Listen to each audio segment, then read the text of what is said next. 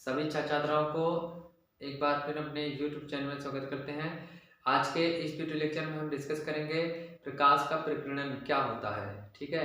इसके पिछले वाले वीडियो लेक्चर में हम पढ़ चुके हैं श्वेत प्रकाश का वर्ण विक्षेपण और उससे संबंधित कुछ सवाल भी कर चुके हैं। अगर आप लोग अभी तक उन वीडियो को नहीं देखे हैं, तो कृपया करके इस चैनल के प्लेलिस्ट में जाकर के उन वीडियो को देख लीजिएगा। और अगर आप लोग चैनल में नए हैं, तो कृपया करके चैनल को सब्सक्राइब कर लीजिएगा और बेल आइकन को भी प्रेस कर लीजिएगा ताकि हमारे द्वारा जो पर डे वीडियो अपलोड किया जाता है उसका नोटिफिकेशन आप लोगों तक जल्द से जल्द पहुंच सके, ठीक है?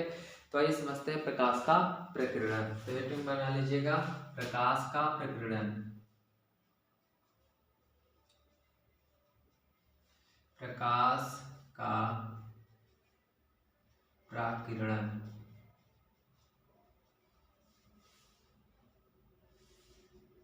देखिए प्रकाश का प्रकीर्णन क्या होता है।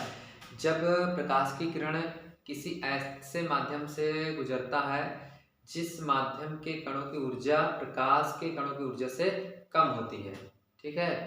तो उस माध्यम के कण प्रकाश के कणों से ऊर्जा लेकर के अनियमित रूप से इधर उधर गति करने लगते हैं जिससे प्रकाश चारों दिशाओं में फैल जाता है। तो प्रकाश के इसी घटना को प्रकाश का प्रकीर्णन कहते हैं, ठीक है? एक बार फिर से हम बोले दे रहे हैं, फिर सुन लीजिएगा।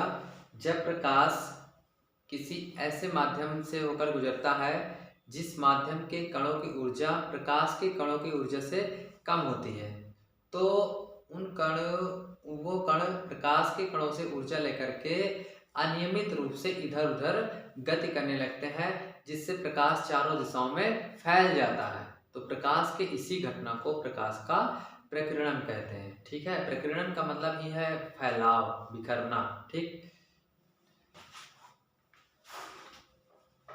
जैसे हम एग्जाम्पल में बताते हैं, जैसे जब प्रकाश वायुमंडल से होकर गुजरता है तो वायुमंडल के जो कण होते हैं, ठीक है, उन कणों की ऊर्जा जो होती है प्रकाश के कणों की ऊर्जा से कम होती है, ठीक है?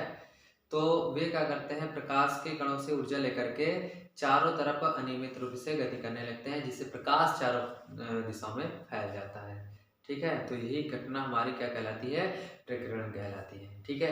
अच्छा, प्रकीर्णन पे आधारित अन्य घटनाओं के बारे में आप लोग पढ़े होंगे, ठीक है? हम बता दे रहे हैं क्या क्या है। जैसे आप लोग देखे होंगे सूर्यास्त के समय सूर्य का रंग जो है लाल रंग का होता है, ठीक है? सूर्यास्त या सूर्योदय दोनों के समय, ठीक है? सूर्यास्त या सूर्योदय के समय सूर्य का रंग लाल होना, ठीक है? आप लोग देखे होंगे खतरे का जो निशान है वो लाल रंग के बनाए जाते हैं, ठीक है? ये जो है इसी घटना पे आधारित है। खतरे का रंग लाल रंग के बनाए जाते हैं, ठीक है? और आप लोग देखे होंगे जो सूर्य का वो आकाश का रंग है वो हमें नीला दिखाई देता है, वो भी इसी घटना पे आधारित होता है, ठीक है? आकाश का रंग,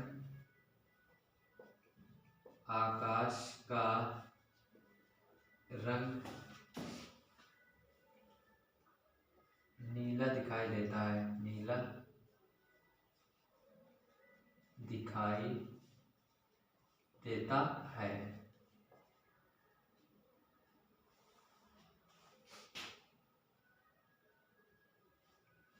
ठीक है? और हाँ, अंतरिक्ष से जो आकाश से देखते हैं तो हमें काला दिखाई देता है, ठीक है? तो ये सारी घटनाएं के बारे में हम थोड़ा थोड़ा बता दे रहे हैं। देखिए सूर्यास्त या सूर्योदय के समय सूर्य का रंग हमें लाल क्यों दिखाई देता है?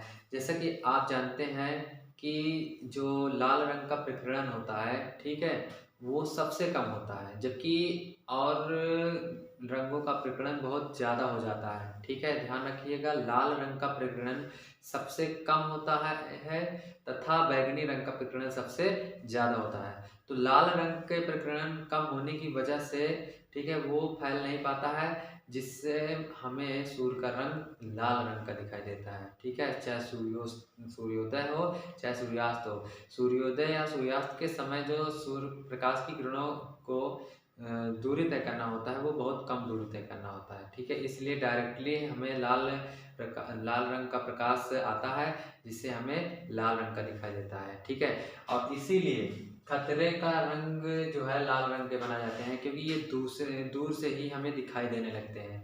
ठीक है, क्योंकि इसका बिखराव कम होता है और दूर से हमें दिखाई देने लगते हैं, इसलिए खतरों का निशान भी लाल रंग का बना जाता है। और हम जानते हैं कि आकाश का रंग लाल नीला दिखाई देता है। ठीक है, अब ऐसा क्यों होता है?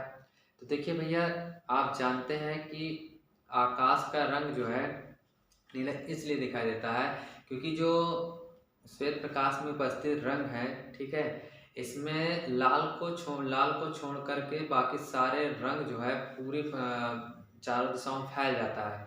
ठीक है, तो ये पूरा एक मिला करके हमें एक नीले रंग का आकार दे देता है, जिसे हमें नीला दिखाई देता है। और कुछ हमारी आंखों का भी फर्क है, क्योंकि हमारी आंखें नीला ज़्यादा पसंद करती हैं। वैसे भी बैगनी रंग तो ज़्यादा बिखराव होता है, इनके बिखराव से हमें नीला रंग ज़्यादा पसंद होता है, इसलिए हमें नीला दिखाई देता है। ठीक है, ये सारी बातें ध्यान रखिएगा।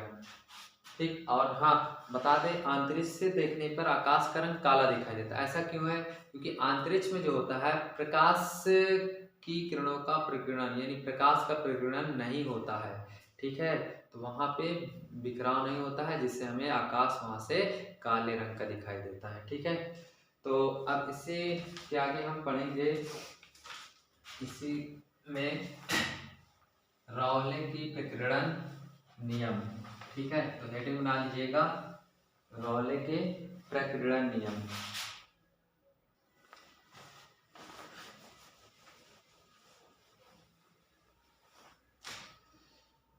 रैले का प्रकीर्णन नियम,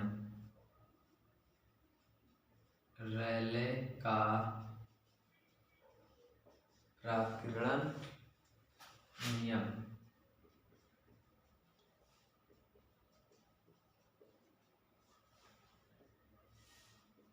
ठीक है, अच्छा, वो नोट पॉइंट आप लोग बना के लिख लीजिएगा कि लाल रंग का प्रकीर्णन सबसे कम होता है, जबकि बैगनी रंग का प्रकीर्णन सबसे अधिक होता है। ठीक है, बात समझ में आ गई ना? चलिए इसको समझते हैं, रैले का प्रकीर्णन नियम क्या है। रैले यहीं पे हमें फिजिक्स में दिखे भी है। ठीक है, इसके बाद पता नहीं कहाँ चले गए, हमें नहीं पता है। ठीक, तो देखिए रैले ने क्या क्या बताया था कि किसी भी प्रकीर्णित प्रकाश की तीव्रता, सुनिएगा ध्यान से, किसी भी प्रकीर्णित प्रकाश की तीव्रता उस प्रकाश के तरंगदैर्घ्य के चतुर्घात की व्युत्क्रमानुपाती होता है। फिर सुन लीजिएगा, किसी भी प्रकीर्णित प्रकाश की तीव्रता उसके तरंगदैर्घ्य के चतुर्घात के व्युत्क्रमानुपाती होती है। ठीक है, मतलब इंटेंसिटी बोलते हैं इसको, या इंग्लिश में, यानी तीव्रता को आई से डिनोट करते हैं। आई जो होता है, इसके तरंगदैर्घ्य लैम्ब्डा के चतुर्घात के क्या होता है, व्युत्क्रमानुपाती होता है। ठीक है, ये है रैले का प्रकीर्णन नियम। ठीक, फिर से हम बता दे रहे हैं, फिर सुन लीजिएगा, किसी भी प्रकीर्णित प्रकाश की तीव्रता उसके तरंगदैर्घ्य के चतुर्घात के व्युत्क्रमानुपाती होता है। ठीक, आई होप आप लोगों को क्लियर हो गया होगा। जैसे आप जानते हैं कि लाल रंग की तरंगदैर्घ्य जो होती है वो सबसे ज्यादा होती है। लाल रंग की तरंगदैर्घ्य सबसे क्या होती है, सबसे अधिक होती है। इसका मतलब है कि लाल रंग की जो तीव्रता होगी वो सबसे कम होगी। लाल रंग की तीव्रता क्या हो जाएगी भाई, ये ज़्यादा है तो ये कम हो जाएगी ना, तीव्रता क्या हो जाएगी, सबसे कम हो जाएगी, सबसे कम होती है, कम होती है।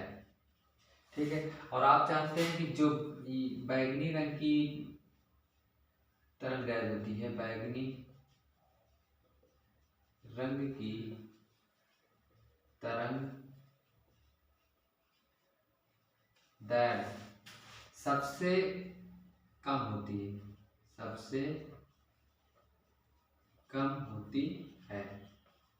तो इसका मतलब है कि जो लाल रंग की तीव्रता होती है, वो जो बैगनी रंग की तीव्रता होती है वो सबसे ज्यादा होती है। तो बैगनी रंग की रंग, यहाँ पे रंग बैगनी रंग होगा, ठीक है, बैगनी रंग की तीव्रता सबसे अधिक होती है,